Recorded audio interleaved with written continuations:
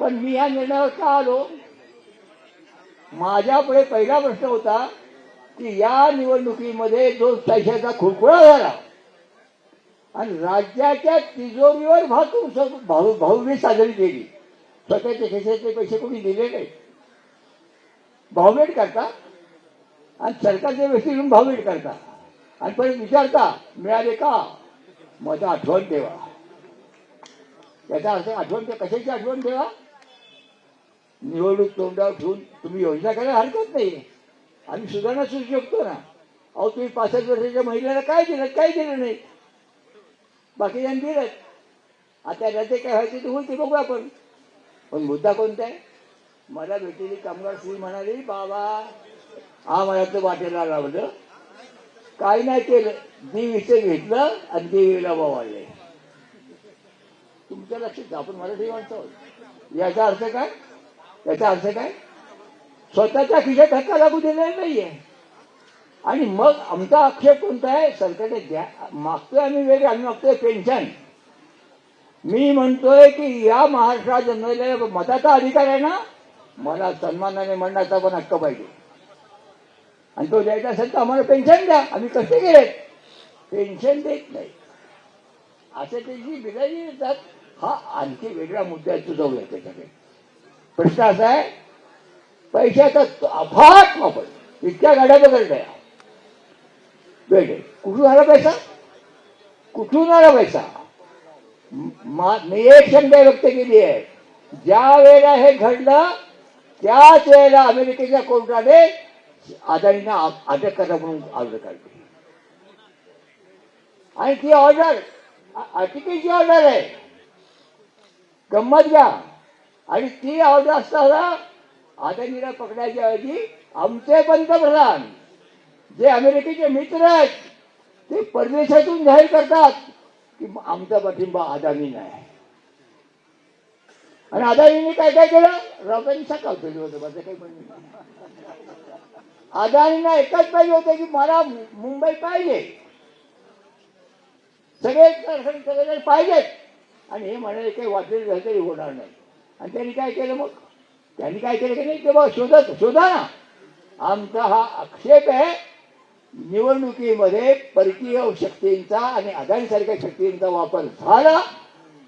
ही गोष्ट अत्यंत निंद्य आहे. ही गोष्ट निंद्य आहे. आज मला भेटणार सगळेजण बोलत आहेत, पण त्या मुद्द्यावर कोणी बोलत नाही.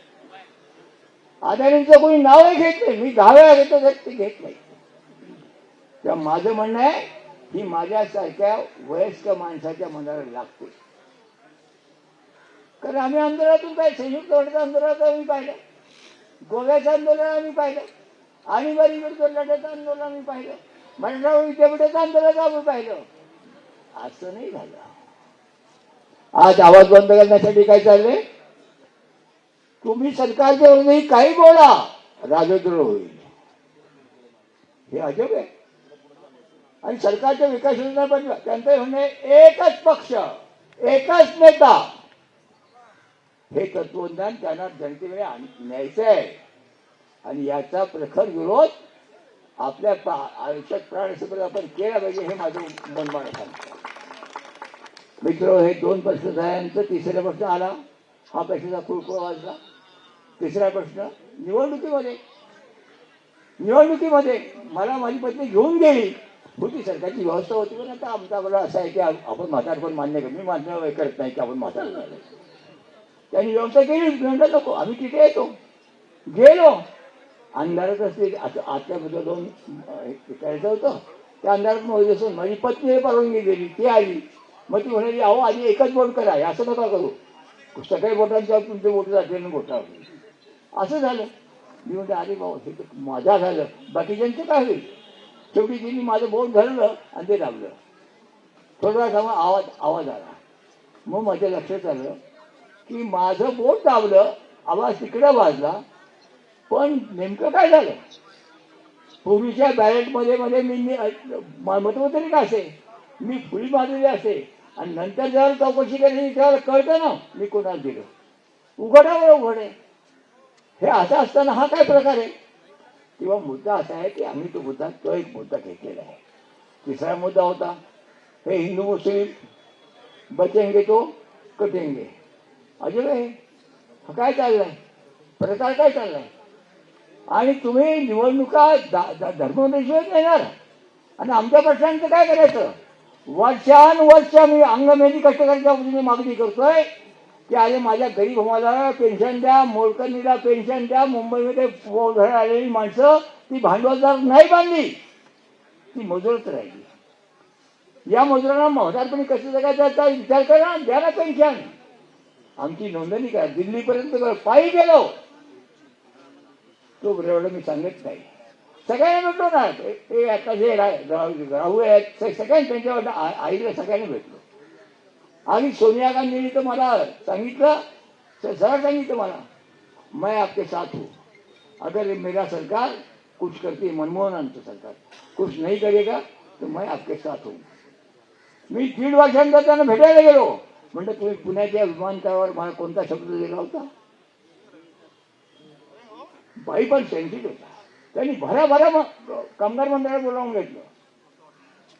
तुमच्या इथे कर्नाटकातले ते कामगार मंत्री होते खडगे, ऑस्कर फर्नांडिस होते मुख्यमंत्री. पंतप्रधानांना फोन केला, प्रणव मुखर्जी अर्थमंत्री त्यांना फोन केला. त्या सांगितलं आणि सांगितलं की कुठल्याही परिस्थितीत आज संध्याकाळी 12 पर्यंत झालं पाहिजे. ते जाऊ द्या, काय व्हायचं ते सगळं इतिहासात आहे, येईल ते येईल. माझं म्हणणं आहे या गोष्टी करण्याच्या ऐवजी तुम्ही निवडणुका आल्या की असं वातावरण निर्माण करायचं की ते प्रश्न लोकांनी बाजूला ठेवावेत आणि नदीची आळ बघावं. तर ही गोष्ट लागल्यामुळे त्या 2 गोष्टी महत्वाच्या आणि बाकीच्या म्हणता ह्या गोष्टी आहेत, अनुषंगाने येण्याच्या ह्या गोष्टी आहेत. आता प्रश्नाला उपोषणाचा मार्गच का काढला? का काढला मला सांगा. ज्यावेळेला बाकीचे लोक धावतात, तरुण मुलांचे बेकारी असल्या निवडणुकीमध्ये काय मिळालं? जरा हे करायचं, डांगणी करायचं, जरा जाऊ द्या, सगळेच तशी करतात असं नाही, ते जाऊ द्या. पण मला वाटलं की लोकांची, तरुण मुलांची, सर्वांची फसवणूक चालली आहे. शेतकऱ्याची फसवणूक चालली आहे, तरुणांची फसवणूक. तात्पुरते वेळेचे खोकळा वाजेल. पुढं काय? पुढं काय? एक पक्ष एक नेता, त्यांच्यात जायचं नाही. एक पक्ष, तुम्हाला मान्य आहे? जरा बोला ना. नसेल तर मग ते सारखं म्हणतात आम्हाला ते करायचे. म्हणून ते काय म्हणतात, लोकसभेमध्ये मी येणार नाही, हजेरी लावणार नाही, तुम्ही काही बडबडा, इतकंच नाही तर माझ्याकडे तुमचा आवाज बंद करेन. आणि आज काय चाललंय लोकसभेत?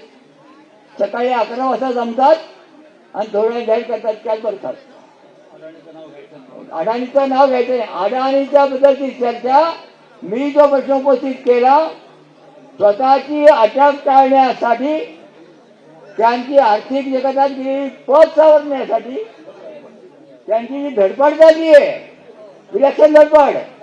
अरे कोण बोलतोय म्हणते?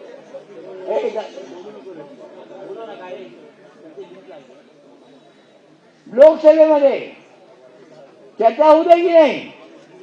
आणि उद्या त्याचा परिणाम काय झालाय? अमेरिकेमध्ये नवा अध्यक्ष येतोय. त्यांनी जाहीर केलं की इथून पुढे भारतीय माल जो तिकडे जाईल त्याच्यावरची जकात वाढवली जाईल. इकडचे सगळे भांडवलदार हादरलेत, त्यांच्या शेअरची किंमत ढासळली आहे.